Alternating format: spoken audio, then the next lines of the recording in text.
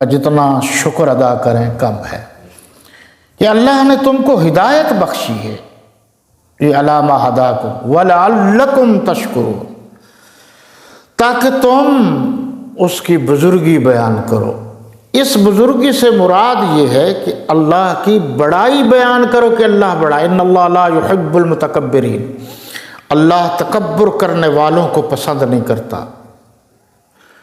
اور ایک جگہ ان اللہ لا يحب من كان مختالا فخورا، کہ اللہ ان لوگوں کو بھی نہیں پسند کرتا جو اتراتے رہتے یا فخر کرتے، تو اللہ عاجزی والوں کو پسند کرتا ہے۔ غرور، تکبر صرف اللہ کو دینا ہے، اللہ کی ذات کے سوا یہ کسی اور کا کو اچھا نہیں لگتا۔ حکمراں ہے بس وہی، باقی بتان آزری، سروری زیبا ہے اس ذات ہمتا کو، حکمراں ہے بس وہی، شاعر مشرق ہے، باقی بتان آزری، یعنی حکمران وہی ہے، پوجا کے لائق وہی ہے، مشکل کشا و حاجت روا و پالن ہار و امیر نواز و غریب نواز و کرما والا صرف وہی ہے، داتا وہی ہے، ہم سب اسی سے مانگنے والے ہیں۔ اگلی آیت یعنی آج کی آخری آیت، یہ مولانا مفتی تقی عثمانی صاحب نے یہ بات لکھی ہے کہ یہ ربط ہمارے علماء میں بہت ساری چیزیں عام لوگوں کی وجہ سے چھوڑ دیتا ہوں کہ ربط آیات بھی ہے اور صورتوں کے ربط بھی ہوتے ہیں، پھر رکوع کے بھی ربط ہیں۔ اس میں جو ربط لکھا ہے انہوں نے یہ ہے کہ رمضان شریف میں انسان اللہ کے بہت زیادہ قریب ہو جاتا ہے، اللہ کو مناتا ہے، اللہ مان جاتا ہے، باقی تو نہیں مانتے نا، اللہ مان جاتا ہے۔ آپ مانگنے والے بنے، وہ دیتا دیتا نہیں تھکتا، اس خزانے سے مانگو، اس خزانے والے سے مانگو جس کے خزانے میں کبھی کمی نہیں آتی۔ تو انہوں نے فرمایا کہ کہیں ایسا نہ ہو کہ رمضان شریف کے بعد یہ مغالطہ ہو جائے کہ شاید جی یہ ہو سکتا ہے جی کہ اب جو ہونا تھا وہ نیکیوں کا مہینہ، بہار کا مہینہ، لوٹ سیل کا مہینہ چلا گیا ہے، رحمتوں کا مہینہ، برکتوں کا مہینہ، سعادتوں کا مہینہ چلا گیا، اب شاید اللہ ہم سے دور ہو گیا۔ تو یہ آیت ساتھ ہی بتا دی، ایک تو اللہ ہر وقت قریب ہے، لیکن ربط یہ لکھا ہے کہ اس کے ساتھ بتا کر مزید توجہ کرا دی کہ نہیں، میرے بندے جب بھی دریافت کرے میرے بارے میں، کتنا پیارا جملہ ہے کہ اللہ فرما رہے ہیں میرے بندے جب میرے بارے میں دریافت کرے، یہ ترجمہ ہے۔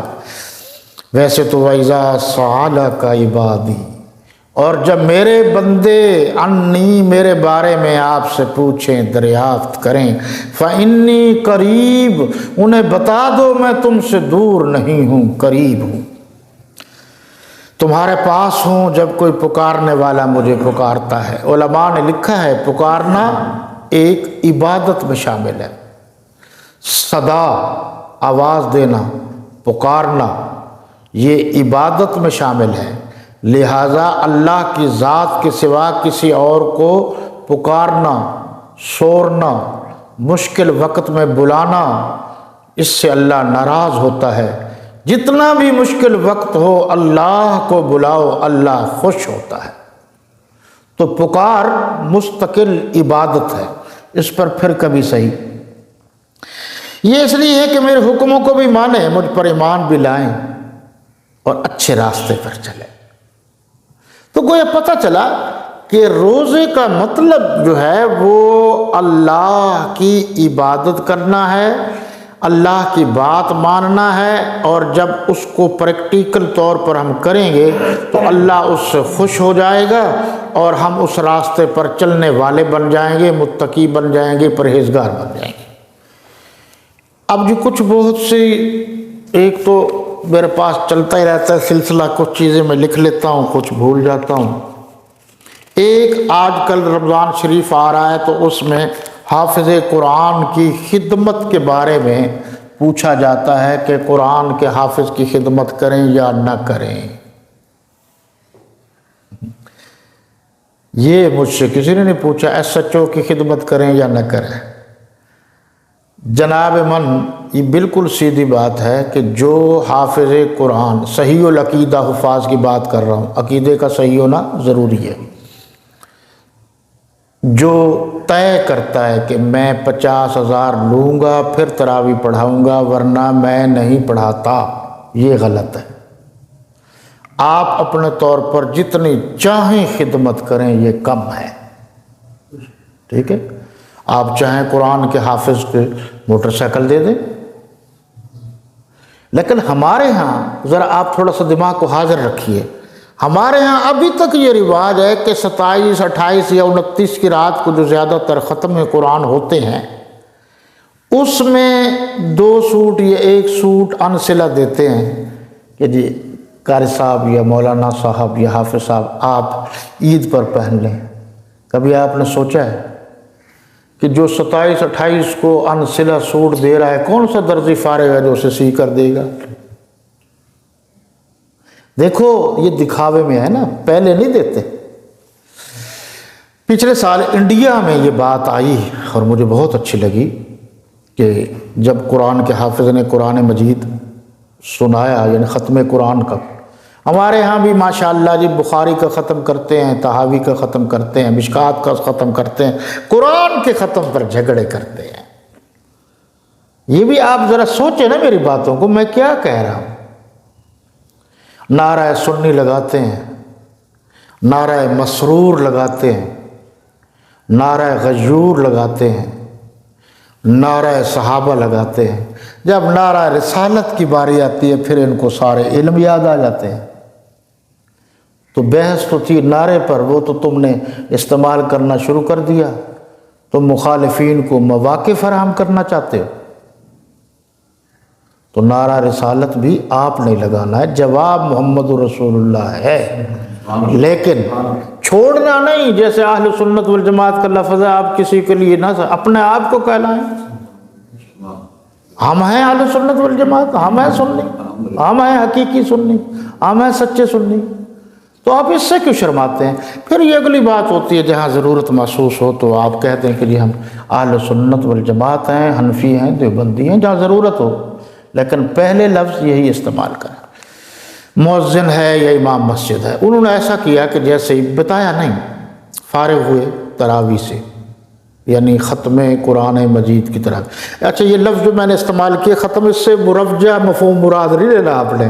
ایک تو یہ بھی بڑی مصیبت ہے.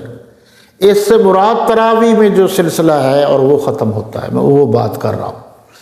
تو وہ جب وہ باہر آئے تو انہوں نے مؤذن کو ایک بہترین موٹر سائیکل دی، عالم کو یعنی جو وہاں کا امام تھا اس کو اور اچھی موٹر سائیکل دی، اور قرآن کے حافظ اور قاری صاحب کو کار پیش کی.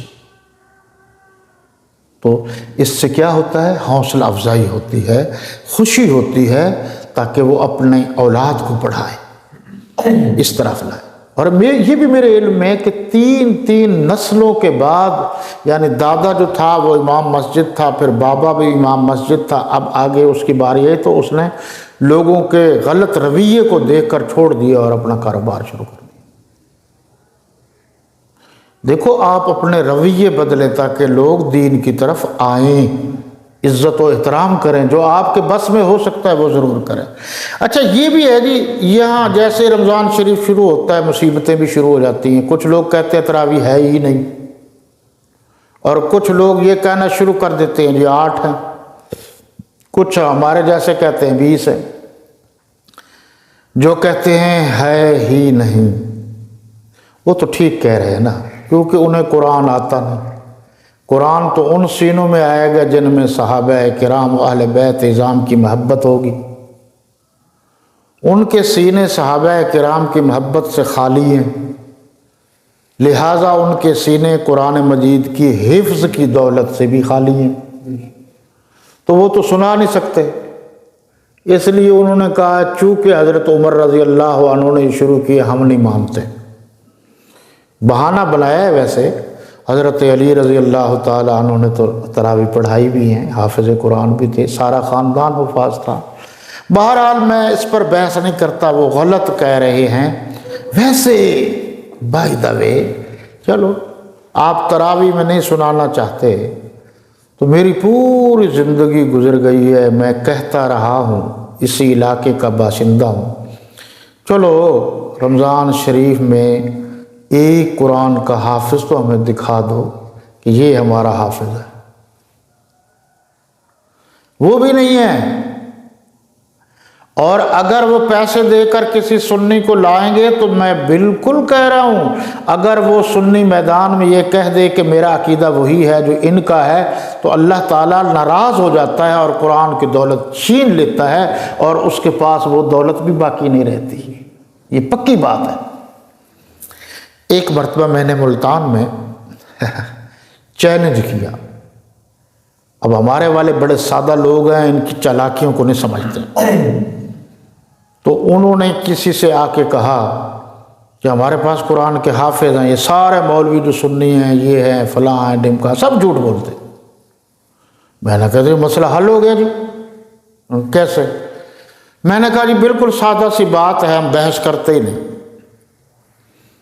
ایک 4 آدمی 5 آدمی 10 آدمیوں کا ایک فیصل کمیٹی بنا لو جو فیصلہ کرے، وہ کمیٹی صبح صبح اہل سنت کی مسجدوں میں چلی جائے، اہل سنت سے مراد جو بھی اہل سنت ہے سب، ہر مسجد میں قرآن پڑھا رہے ہوتے ہیں، ہر مدرسے میں قرآن پڑھا رہے ہوتے ہیں، کوئی 2 سپارے کا حافظ ہے، کوئی آخری 10 صورتیں یاد کر رہا ہے، کوئی ترجمہ دیکھ رہا ہے، کوئی ویسے ناظرہ پڑھ رہا ہے، کلاسیں لگی ہوئی ہیں۔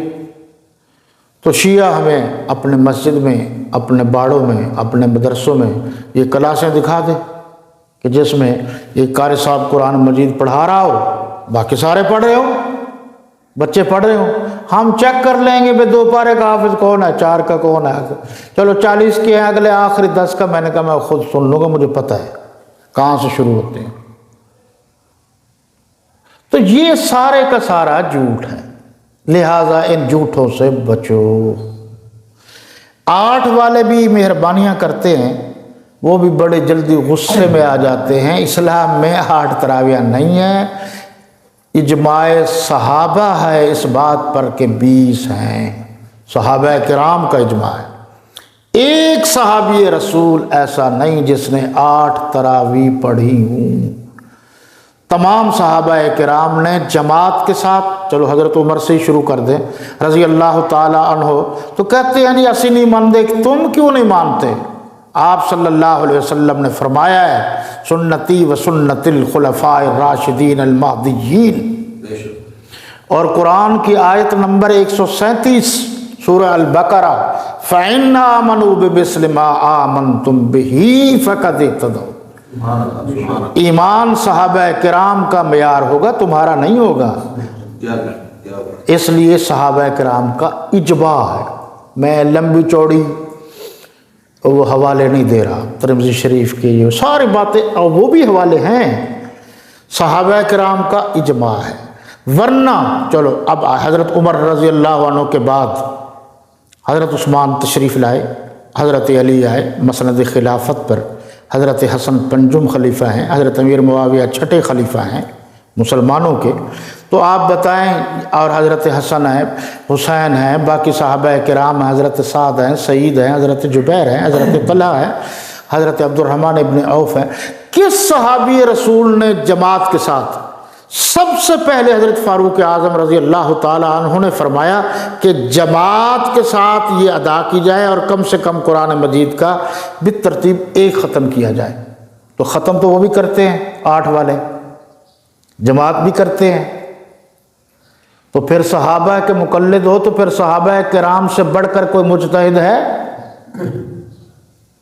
بھئی مجتہد مطلق تو صحابہ کرام ہیں، وہ سارے کے سارے 20 پڑھ رہے ہیں، تو پھر خام خواہ پڑھ کیوں ڈالتے ہو؟ اور پھر ایک دلیل یہ بھی ہے کہ اجماع امت مسلمہ بھی ہے، اس وقت سے لے کر آج تک مکہ ہے، مدینہ ہے، جو بھی مراکز ہیں مسلمانوں کے، ہر جگہ 20 پڑھی جا رہی ہیں، اور آج تک وہاں 20 پڑھی جا رہی ہے۔ اور مشکات شریف میں ہے کہ حضور صلی اللہ علیہ وسلم نے فرمایا پوری دنیا میں دین سکڑ جائے گا اور سکڑ سکڑ کر مکہ مدینہ آن پہنچے گا، لیکن مکہ اور مدینہ میں جو میرے امام ہوں گے ان مساجد کے وہ قیامت تک صحیح العقیدہ ہوں گے، کوئی غلط آدمی ان مسلوں پر نہیں آ سکتا۔ تو جب غلط آدمی نہیں آ سکتا تو وہ 20 پڑھا رہے ہیں تو آگے پیچھے لوگ کہتے ہیں اسی مکے مدینے والے نے یہ گل مننی ہے تو آ بھی مڑ لو نا بھائی، رولا کدا پانا۔ اچھا جی آگے چھوڑیے، صدقہ فطر کیا ہے جی؟ صدقہ فطر جو ہے